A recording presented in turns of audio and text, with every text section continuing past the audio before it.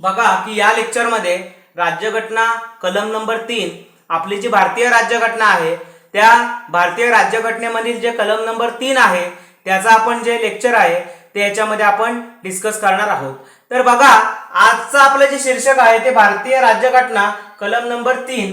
राज्यघटनेचे कलम हे देशाच्या अंतर्गत सीमा आणि राज्यांच्या पुनर्रचनेशी संबंधित आहे।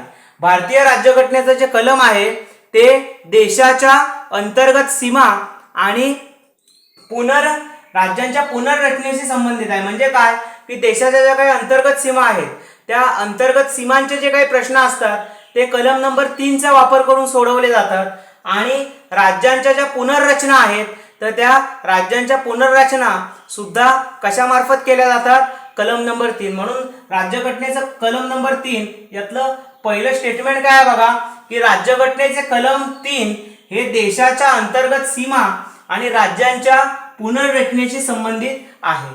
त्याच्यामध्ये वेगवेगळे सब टॉपिक कोणकोणते आहेत किंवा कलम नंबर 3 आहे त्या कलम नंबर 3 चा वापर करून तुम्ही नेमकं काय साध्य करू शकता। बघा त्यातलं पहिलं आहे नवीन राज्याची निर्मिती। म्हणजे देशामध्ये एखाद्या नवीन राज्याची निर्मिती असेल तर त्याच्यामध्ये तुम्हाला हेच पहिलं जे कलम नंबर 3 आहे त्याचा पहिला मुख्य उद्देश हाच आहे की नवीन राज्याची निर्मिती। दुसरा आहे क्षेत्रफळ वाढवणे व कमी करणे। तिसरा आहे सीमा बदलणे आणि चौथा आहे नाव बदलणे।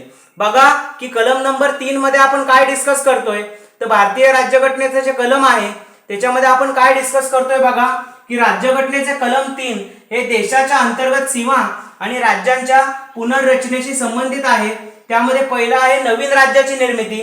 म्हणजे नवीन राज्यांच्या निर्मितीचे काही प्रश्न असतील तर ते कलम 3 चा वापर करून सोडवले जातात।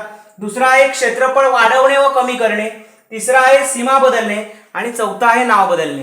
तर बघा की या व्हिडिओमध्ये आपण काय केलेलं आहे की कलम नंबर 3 चा जे मुख्य उद्देश आहे तो आपण इथे डिस्कस केलेला आहे। इथून पुढच्या भागामध्ये आपण नेक्स्ट भाग बघणार आहोत। धन्यवाद।